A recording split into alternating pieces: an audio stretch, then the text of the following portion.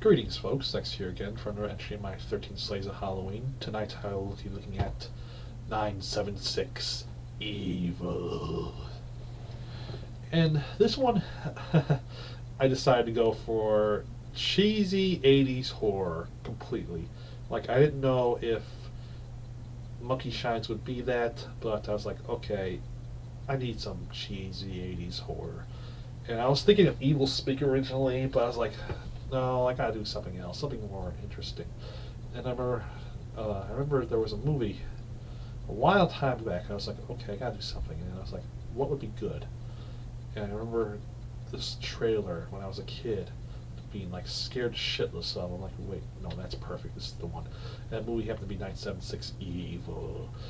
And the reason why I remember this movie so much is because I remember the old 80s and early 90s phone lines where basically, for me anyway, if you dial this number, you will get cheat codes or a guide to help you out for certain video games. And I don't remember ever I used it. I can't remember. Probably for Legend of Zelda in the 80s. I probably want to say that was the only time I used it. But mostly I relied on Nintendo Power, Electronic Games Monthly, and Game Pro, plus all those cheesy third-party books that had cheat codes or guides to them.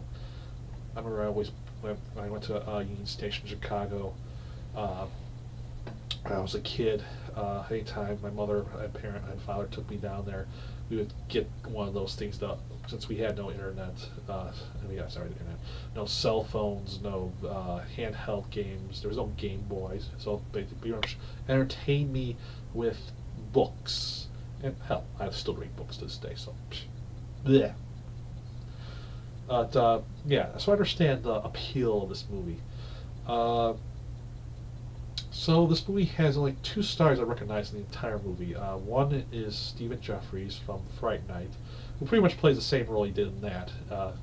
This is basically his character in this movie, Hoax, is basically Evil Ed again. So basically, the only difference is that this is much more of a willing turn than basically out of nowhere. But basically the same creepiness he applies to that role to this. And it's still a good movie. He anchors the movie well. And the other character I recognize, well, he's not really in the movie, is his voice only, and that is, well, spoiler alert. Now, the operator who does the Knights of Evil in the movie, his voice was killing me as I saw the movie the first time. I was like, who is this guy? I know this voice. Who is this voice? And I was like going through in my head like every horror person I know. I was like, okay, it's not England, it's not Hopper, it's not. Okay, it's not Lauder. Okay, who is this? Who could be this be? It has to be someone horror related. I know this voice. Who the hell is this? It's annoying me. And I was keeping writing the names down in my head. It's not Christopher Lee, because Christopher Lee has a much deeper British voice. Hasn't known it's not that.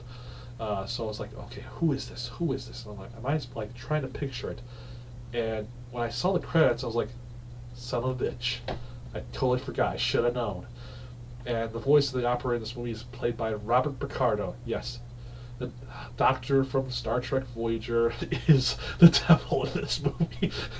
I shouldn't be surprised, really. I totally forgot. That, again, my mind blanks. But I remember The Howling, and he played the big bad in that movie. It's like, why did I forget? I totally forgot that. I'm like, how can I forget Robert Picardo likes playing psychotic characters in the early 80s? So why am I should be surprised he plays one here? He plays the freaking devil here. And he totally nails that creepy operating voice. But yeah, I love that just by his voice alone, he just carries that movie too. Like it adds that extra layer to it. But there's also another good character in this movie. It's this aunt. I don't know who she's played by.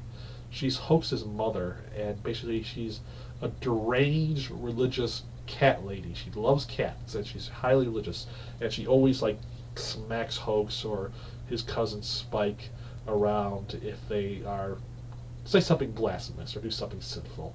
And she's really crazy too. She's really campy. She's really just taken to a parody level of basically any religious character in these horror films. And it's almost a 50s vibe to her in this house they live in. So that's another little quirk. Uh, I do like the relationship between Hoax and his cousin Spike, because you get, I mean, the movie does pace enough to build this relationship between the two. So when Hoax goes bad, you understand like the turmoil Spike has, and you have the like basically the crux of the movie between these two characters. Like one realized what 976 evil represented, and Hoax basically realized what it was. Like, fuck it, I'm embracing it, and you get an interesting take of how one wants to stop the other, and you get another subplot of, I think it's the Private Eye. Yeah, let's say that. Who's investigating the 976 thing too, and his subplot is forgivable, but the actor is pretty good. I was probably surprised he survived in the movie. I was like, okay, what, this guy's still alive. Usually these type of characters die after a certain point in the movie, but it surprised me that he survived the entire movie basically. I mean, all the way to the end. I was like, huh, that's something I didn't expect. Uh, Also, I mean, another thing forgettable is basically the female interest in this movie. Like, she's good looking, she's good, but her character just isn't worth much. You just forget about her. I almost forgot about her too, unfortunately.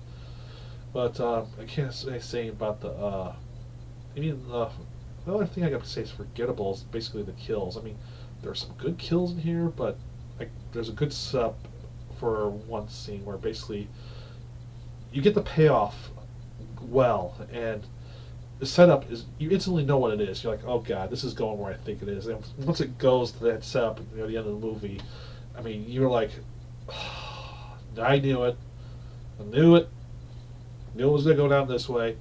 Why am I not surprised? Still, it's a good payoff. But other kills in the movie just feel tame somewhat. I mean, there's not one other good kill, but some happen off screen, you don't see it, and others are like cutaways, and it's like, okay, why? But then again, I realize this is the late '80s, so the MPAA probably were like, you can't have that, cut it, X-rated, X-rated, no, no, no, too much violence. You're sitting her, people. Basically, the crazy mother in this movie. So I guess that's probably why Robert Englund had that crazy mother in this movie. Basically, he was mocking the MPAA. But yeah, this was a fun movie to watch. This is just something to watch, turn off your mind, and enjoy for the crazy, hokey horror that it is. It's what it is. It's a fun little movie. So I'm not going to disregard, hold it up against the negatives against it. It's a fun, hokey movie. It's a fun, hokey '80s movie. So I'll just say it's that. It is what it is. It doesn't try to set the bar. Just uses the same stuff we've seen before. It's just a fun experience with that. But it has a one good. That's basically everybody's doing what they're doing. That's what it is. That's what this kind of movie is. That's the one problem with the movie. It's if you're looking for something to watch and something to blow some time, this movie's just for that. So yeah, that's my review of 976 Evil. God, I do love saying that. Like basically, I mean, it has a good tagline. I'll give that 976 Evil. But yeah, so this was a fun movie. So tomorrow I begin the new horror films that people suggested to me. Should be interesting to look at. See you then. Toodles.